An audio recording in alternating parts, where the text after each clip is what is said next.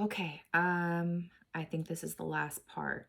I'm having to ground my energy in between videos here because I didn't plan on this being so many different aspects to channel, and it's all just kind of coming in as a fast pitch, which when I channel, it's usually not like that. I mean, it's quick, but it's never, almost never like this. Um, no wonder they had me eat a huge breakfast this morning. They were like, "Eat up." So, okay, so this last part has to do with those coming back into your space, especially if you're a light worker. That tends to happen, right? That tends to happen.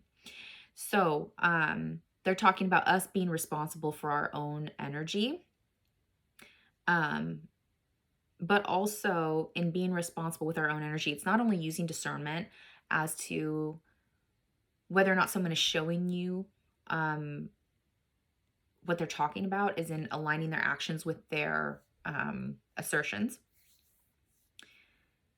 This is also someone for very specific, a very specific situation. So this is for you, whoever aligns with this. You need to listen to what's being said when they come back.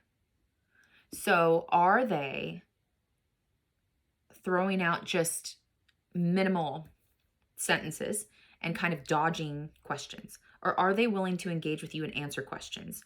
You need to be listening for statements such as, I have been reviewing my behavior. I understand that it was inappropriate. I do owe you an apology.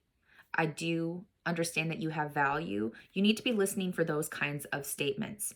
You need to be listening for statements that align with their engaging in a sense of culpability, but also relating understanding as far as how they understand their behavior to be inappropriate. There needs to be a relation of that. It can't just be, I'm sorry. Hey, let's move into regular conversation. No, no, no, no, no, no. Nope, nope, nope. If you see that kind of behavior, somebody trying to gloss over, or if they have really kind of fucked off and not been a decent person to you, and they just kind of roll in and they try and keep it lighthearted, and they're in that energy of, hey, let's not talk about the past. No, fuck all the way off. Take a seat, like several seats. No, they're not ready for, they're not ready for you. They're just coming back into siphon. So don't let that shit slide. Do not let that shit slide. I don't care who it is. It's entirely inappropriate. Additionally, on the converse, if you're someone who would let that slide or has let that slide, and this is a pattern for you, you need to understand that we can't interfere with the lessons that someone needs to garner. And if you are making it easier or more comfortable for that person to still be a dick, you are not only setting yourself up, but you are enabling. You have become an enabler at that point. You are sending a very heavy message that this is okay by me. This is okay behavior for me. I'm willing to accept this.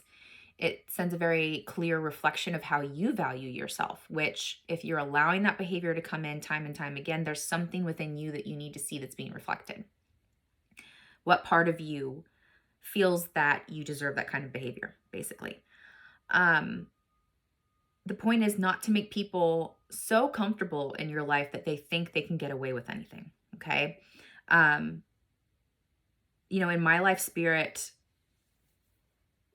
has tried to tell me things and I just wouldn't listen. That's just part of being human and also part of being me. I'm very stubborn. And it's important to know when you're actually helping someone or when you're hindering them. And when you get to a point when you have given so much of your energy and you're just in these cycles and you've continued to do so, you're providing a disservice for the both of you, because there's nothing good that's going to come out of that for either of you. It's not going to help that person realize that they can't behave that way. If anything, they've learned that you're just a revolving door and they can do whatever the fuck they want. You're sending that message. And that's the exact message that they want to hear. But spirit, at certain points in my life, has told me when to get up from the table. And when it happens, It's very, very stark. It's sudden. It's you will not. Like, you're not dealing with this anymore. Get the fuck out of that situation. I remember a really toxic friendship that I had, where there were some really big fucking signs and there was aggression involved and all kinds of weird things going down. And I saw a lot of ego there, and it just wasn't a friendship. And I saw so much change and so many concerning things happening. Um, and I knew to distance, but then one morning I woke up, I set my feet on the floor, and I literally heard spirit clairaudiently say, "You're fucking done with this. That's it." And I felt it reverberate in my gut and in my chest, and I just felt repulsed. And when I get to a point where I feel repulsed by someone, I know I'm done. Um, and that there's a reason for it. And I may not know all of the reasons, but that, as I've been getting older and trusting spirit more and more, becomes very concrete.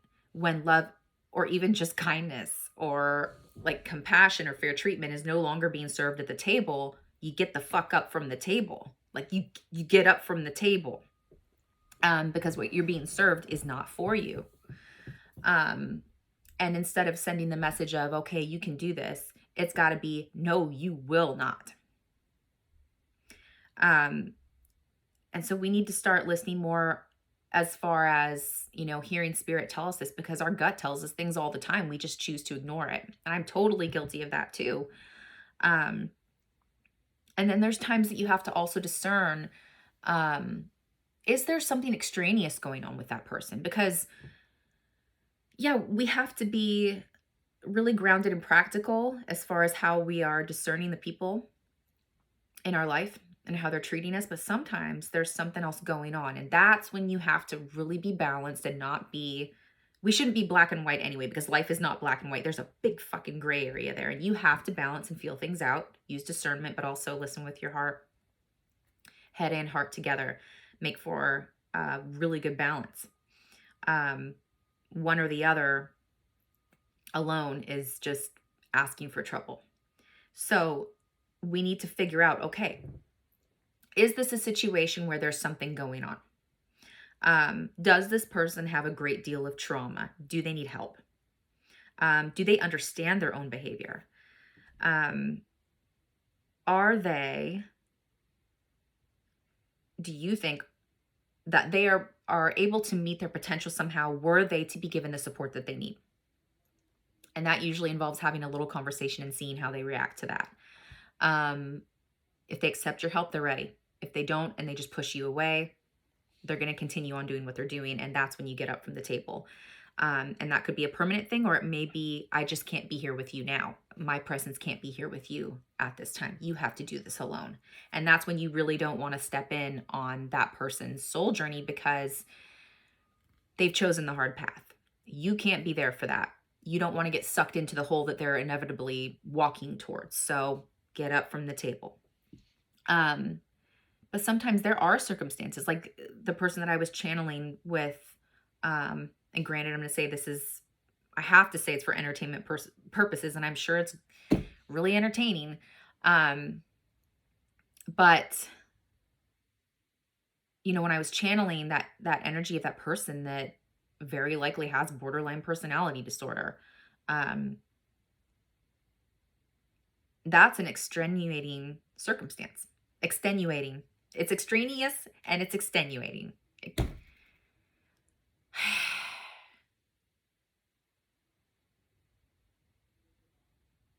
Just a lot of energy.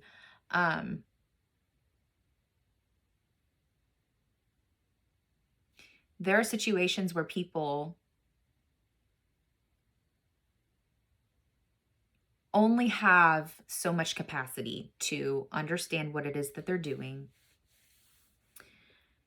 and only so much control over what it is that they're doing. So while I relate the messages in relation to get up from the table, be discerning, don't be an enabler, value yourself, that's all fine and well, and it's important. But we also need to understand that sometimes someone's behavior is because they just have gotten, the shit end of the stick, and they're struggling with something genuine. Um, and sometimes the greatest way that you serve that person and love that person or those people is by getting up from the table and removing your presence, because spirit's going to handle that.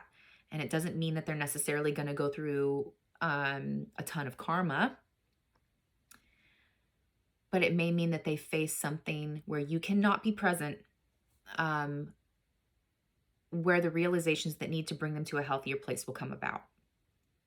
And if you were there, you would be a comfort or a reassurance, or you would end up trying to take over their journey for them, and that's not our place. So we really need to discern, is there something going on here? Is there an outstanding mental health disorder occurring? Is there something that's out of their control? And again, that comes down to having a conversation and not poking your finger in the person's face and saying, I think that you have, dissociative identity disorder, or I think that you have post-traumatic stress disorder. We don't want to do that.